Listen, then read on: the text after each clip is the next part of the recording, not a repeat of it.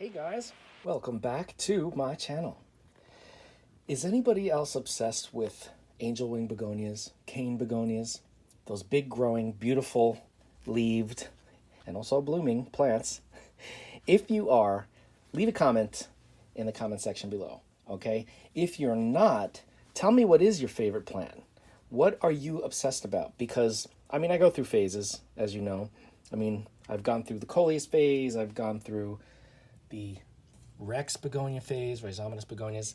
Well, I've had a bunch of, or a few, cane begonias, angel wing begonias, but the more that I get, the more that I want. It's just insane. I need to calm down. All right, I'm going to show you just some of my collection. This isn't all of them, and I have more coming in. I have cuttings coming, full plants coming, but I just want to show you the amazement of the angel wing begonias. Let's start with this one.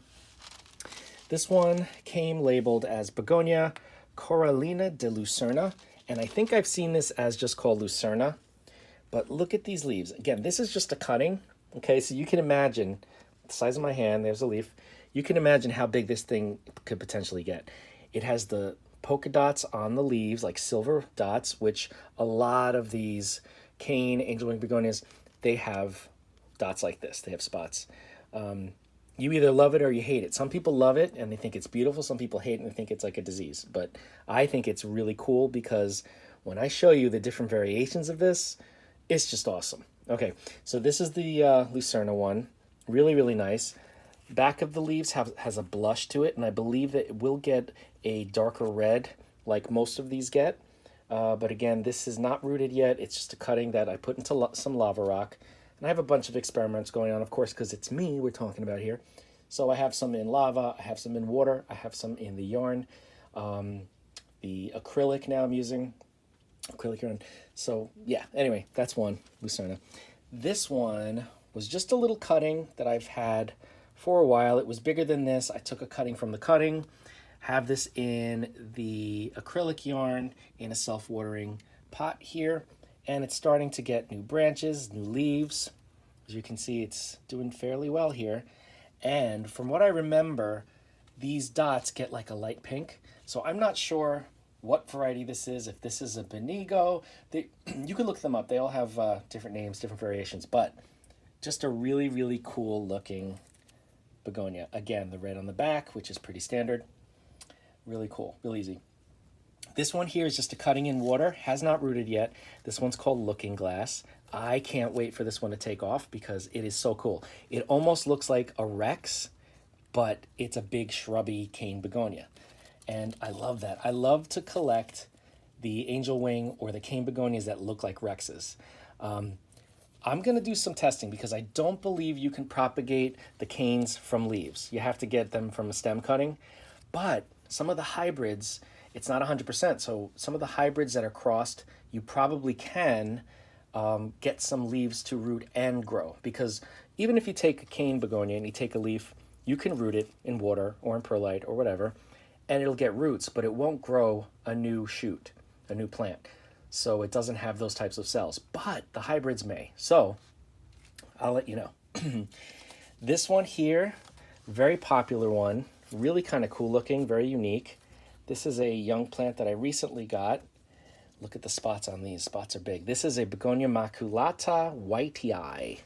And this one was very sought after for a while. Now it's pretty common, so not that many people are like that hungry for it, but it's still available, and I think it's still really pretty and cool. As they get bigger, the leaves tend to point down and get really long. It ends up looking like a creature. Very cool. I enjoy it. Again, all of these begonias have the same care needs. Like any other begonia, really. If you're growing in soil, make sure it's a well-draining soil, lots of perlite or pumice or whatever it is that you amend bark to your soil to make it more airy and light, and let it dry out a bit before you water it each time. They say like an inch from the top should be completely dry before you water it again. Of course, if you're growing like I do in the acrylic yarn or polyester or nylon, it's always going to be damp if you're in a self-watering. But if you don't have it in a self-watering, you can let the material dry out in the top portion before you water it again. You can either leave a reservoir at the bottom, like an inch of a water reservoir, or you could just water it, dump the rest out, then add your nutrients because it will wick through all of the polyester or nylon or acrylic. Okay, next, let's move on. This one here, really unbelievable. It's really cool. Look at the color on the back. The leaves are almost like maple leaves. And I believe that it does get a sort of design, like the veins are a darker purple and the outer portions of the leaves are green. This one is, let me see, I can't remember. Janet Brown, Begonia Janet Brown. This looks like some type of a hybrid between a rhizomatous and a cane. I don't really know what the parentage is, but that's kind of what it looks like to me. And you can see that the stem is there. This is a young plant put into lava. This is a Begonia Brazilian lady, and I'm starting to get a bloom on it. Really kind of cute. Very fuzzy, soft leaves, like a dark green and purple. And the underside, of course, we have the red. And this one kind of grows like a little shrub. Really cool. I have that one in lava as well. And this one grows pretty quickly. This one was in like one of those little 2-inch pots. And every time I turn it, it starts reaching for the light, and it grows pretty quickly. So that's that. Okay, now we're gonna get into some of the big begonias. And to do that, I'm gonna just set you up over here for a minute until I get it, because I don't wanna make you guys sick. Last time I probably made you vomit. Look at this beautiful plant. All right, here we go, ready? This is amazing, okay? Look at the color on these leaves. This is another angel wing.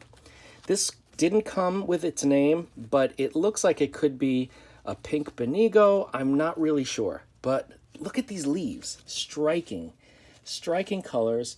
It's almost like those silver dots, but because the leaf is such a dark color, it comes through as a pink, magenta, or a purple, depending on how much light it's getting. Obviously, the less light, the less purple or pink you get, like any other plant. Beautiful. I'm just going to pull away so you can see how big this thing is. It's huge. This is my hand. Huge plant. And I have it in full sun in the other room. And look at these beautiful flowers. It's almost like a cluster, like a peduncle in a way. They tend to hang down as they bloom. They get heavier. Just a beautiful, beautiful plant in general. I love this plant. It's in a small pot too. They don't mind being pot bound from what I've been experiencing. So that's that one. Let me put this down here again while I get the next. The next one is kind of similar to that, except the coloration is not as pink or purple. But look at this, how pretty this is. Yeah, I'll bring it closer so you can see it. Look at these leaves. Now these spots are a lot closer together. This one didn't come named, but it could be Frosty. It might be Frosty is the name of it, Begonia Frosty. But look at these leaves. They're slightly more angular. The spots are closer together, almost making it a completely silver leaf surface. And of course, oh no, underneath these, there's a lot less. Only the veins are reddish. So I think that's another reason why the spots are silver and not pink. And look at these blooms. These blooms. At almost every node, we have blossoms. And I started to cross-pollinate between some of mine to get some really interesting colors and forms. So we'll see what happens. I'll keep you guys posted on that. It's early stages, but another big one. Here's my hand. Another big plant. The pot's down here.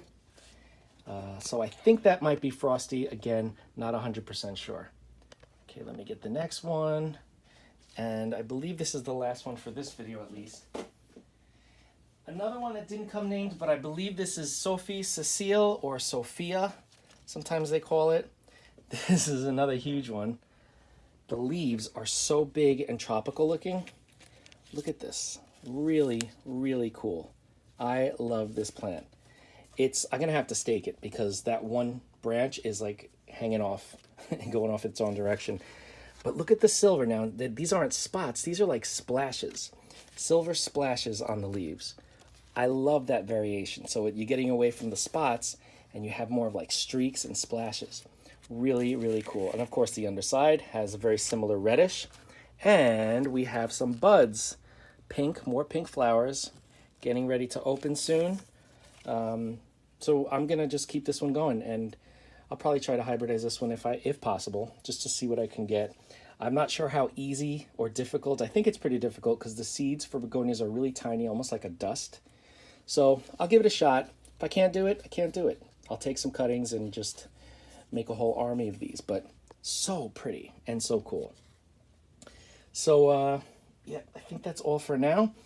Let me know your thoughts if you also are a cane or angel wing begonia fan, if you're obsessed like I am, or what your passion is as far as what's your favorite family of plants. Because, I mean, I have a lot, but this one is my newest.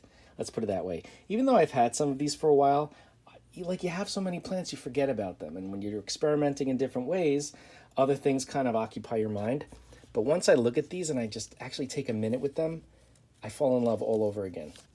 So cane or angel wing begonias, beautiful, beautiful plants, extremely easy, especially indoors. They do well in the shade outdoors.